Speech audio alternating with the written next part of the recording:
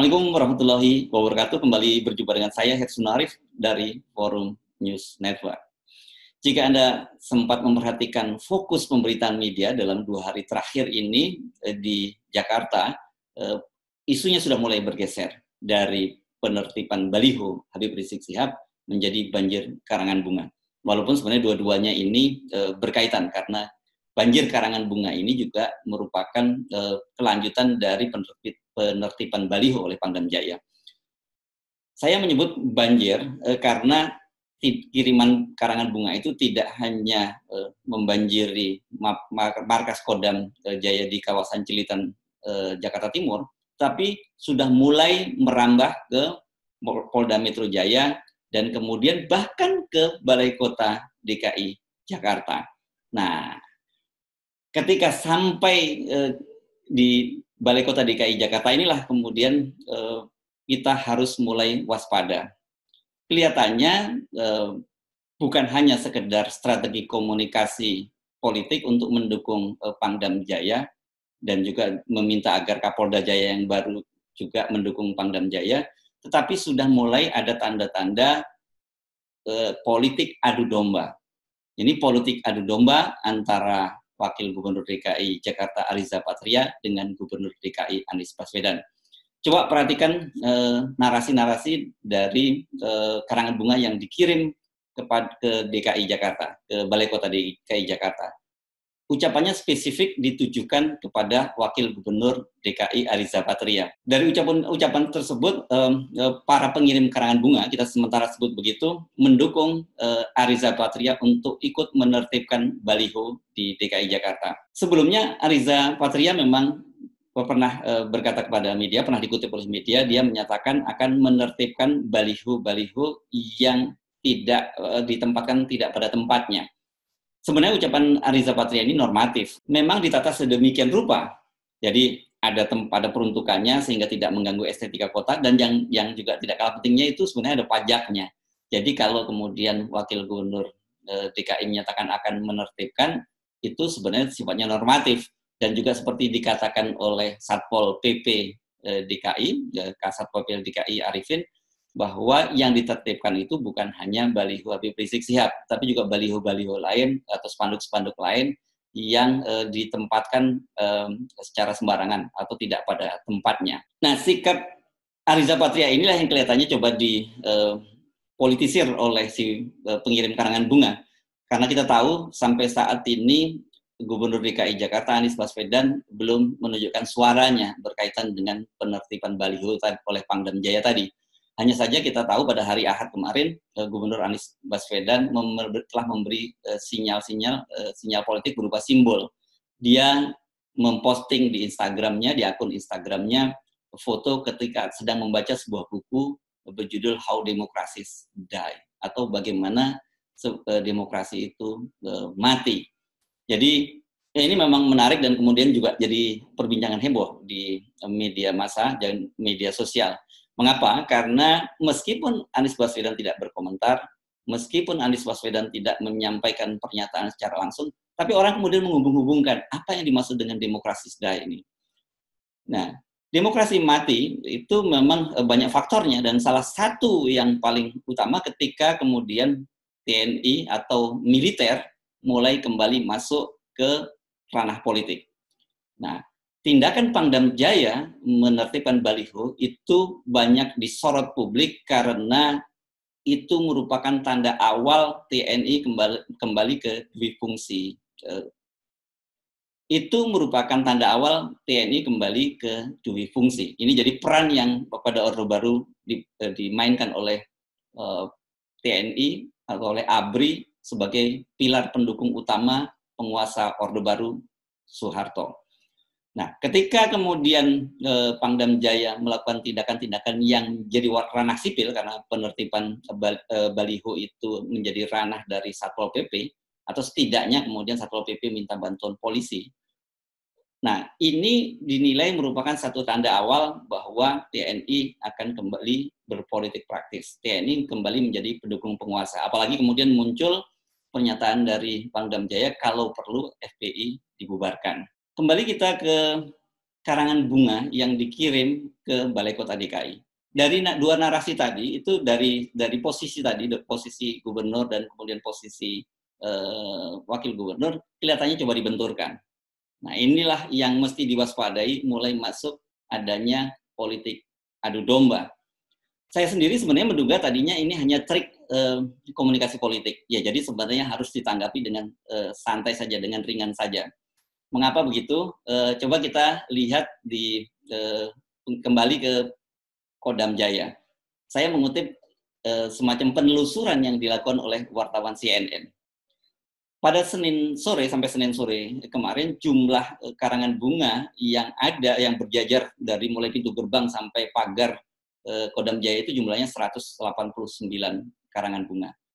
Hari ini saya kira jumlahnya sudah jauh lebih banyak, bisa jadi berlipat.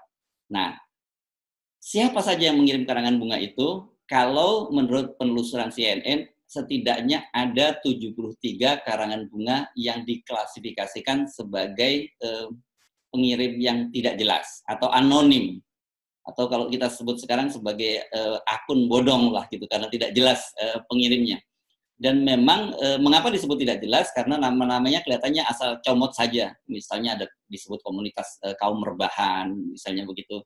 Terus disebut juga misalnya warga Tebet, gitu saja tanpa menyebutkan secara jelas, karena Tebet itu sendiri sangat luas.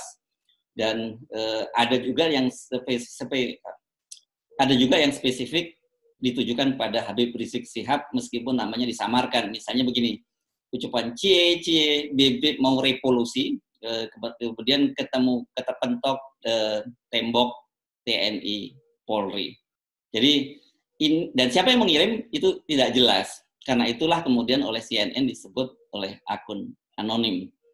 Nah, yang lebih menarik juga kemudian media memberitakan ada juga yang dicatut gitu. Salah satunya adalah Aliansi Masyarakat Adat Nasional atau singkat AMAN. Namanya ada di karangan bunga yang berjejer di markas Kodam Jaya. Tetapi Sekjen AMAN, Aliansi Masyarakat Adat Nusantara, mengaku mereka tidak pernah mengirim karangan bunga. Jadi kesimpulannya ada yang mencatut namanya. Tentu saja ini yang membuat penasaran. Kemudian CNN menelusuri ke siapa sebenarnya ke toko bunga ini untuk mencari tahu siapa sebenarnya pengiriman bunga ini. Nah, ketika itu diketahui bahwa ada salah satunya diketahui berasal dari sebuah toko bunga atau florist di kawasan Bekasi, karena ini dekat dengan Jakarta Timur. Dan si pemilik karangan bunga, toko karangan bunga, mengaku bahwa dia hari itu mendapat 10 pemesanan. Tapi tentu saja dia tidak menanyakan siapa pemesannya, karena menurut dia itu bukan tindakan kriminal. Dia betul. Oke. Kita sekarang pindah ke Polda Metro Jaya. Di Polda Metro Jaya juga banjir karangan bunga dan tentu saja narasinya sama, tetapi sudah mulai agak sedikit berbeda. Sama, yakni berkaitan untuk mendorong ke Kapolda Metro Jaya yang baru, ini Fadil Imron, Mayor Jenderal Irjen Polisi Fadil Imron, untuk bertindak tegas mendukung Pangdam menertibkan baliho. Tapi kemudian mulai spesifik ketika di Polda berkaitan dengan intoleransi dan kelompok radikal. Yang lebih spesifik lagi, ada satu karangan bunga yang dikirim oleh seseorang yang atasnamakan KMA. Nah, narasinya disebutkan meminta Kapolda yang tegas dan ganteng jangan lupa mengusut kembali kasus chat mesum atau kasus mesum dari sang pentolan. Kalimatnya kira-kira seperti itu. Kita tuh tahu apa yang dimaksud dengan chat mesum atau kasus cabul dari sang pentolan. Ini kelihatannya berkaitan dengan chat mesum dari kasus chat mesum Habib Rizik Syihab dengan Firza, seorang wanita bernama Firza pada waktu itu. Dan kebetulan yang mengusut kasus itu Irjen Pol Fadil Imron. Fadil pada waktu itu menjadi Direktur Reserse Kriminal Khusus Polda Metro Jaya. Dan tapi kasus ini kan seperti kita ketahui kemudian di SP3-kan alias tidak lanjut ke pengadilan karena kurang-kurangnya bukti. Nah, siapa KMA ini? KMA ini adalah wanita yang disebut-sebut berada dalam pusaran mereka ini. Jadi dia katanya perempuan yang mengenalkan Habib Rizik Syihab dengan Firza dan disebut-sebut sebagai istri dari Muhsin Alatas. pada waktu itu Muhsin Alatas adalah salah satu ketua DPD FPI di DKI. Tetapi pengacara Firza membantah bahwa itu adalah istri dari Muhsin Alatas FPI, hanya saja namanya sama. Coba Anda pikirkan logikanya. Kalau wanita ini waktu itu terlibat dalam pusaran kasus chat mesum, artinya dia berada sebagai salah satu saksi, dia tidak mungkin minta kasus ini diusut tuntas kembali. Jadi artinya karangan bunga ini juga bisa dimasukkan seperti yang disebut oleh wartawan CNN di Kodam Jaya sebagai pengirim yang anonim. Pengirim anonim ini yang menarik. Siapa sih sebenarnya mereka? Coba kita ikuti analisis dari filsuf kita, Rocky Gerung. Orang dengan mudah tahu bahwa nggak ada rakyat yang punya uang untuk beli karangan bunga. Karangan bunga itu kan 1,5 juta satu. Mana ada rakyat yang kirim karangan bunga? Itu pasti datang dari konglomerat tuh. Jadi terlihat lagi bahwa konyol betul tuh. Orang ketawa aja tuh. Bahkan ada yang akhirnya membantah, enggak, kita nggak kirim bunga kok, aman, masyarakat adat Nusantara menganggap dia nggak pernah kirim bunga. Apalagi netizen, mereka kirim meme justru tuh. Saya kira Rocky Gerung benar gitu. Ada cukong gitu yang mendanai pengiriman bunga ini. Jadi tidak original atau tidak generik dikirim oleh warga masyarakat. Saya yakin ada warga masyarakat yang mengirim karangan bunga gitu. Tetapi sebagian besar yang anonim tadi kemungkinan besar dilakukan oleh cukong. Logikanya memang cukup menarik. Mengapa situasi saat ini kan kita pandemi, ekonomi kita tengah sulit dan kemudian harga karangan bunga cukup mahal. Jadi saya kira kalau rakyat biasa, warga biasa, mereka akan lebih mengutamakan untuk membeli sembako, membeli kepentingan anak sekolah, membayar kepentingan anak sekolah ketimbang dia mengirim karangan bunga ke Kodam Jaya, apalagi kemudian ke Mapolda Metro Jaya, dan yang lebih menarik lagi sampai ke Balai Kota DKI. Jadi artinya memang ada yang bermain di balik kasus ini. Nah, kalau lihat modus pengirimannya dan kemudian pola-pola yang dilakukan oleh sang cukong, ini kemudian tidak salah kalau publik teringat kembali pada ribuan karangan bunga ke Balai Kota DKI Jakarta pada tahun 2017.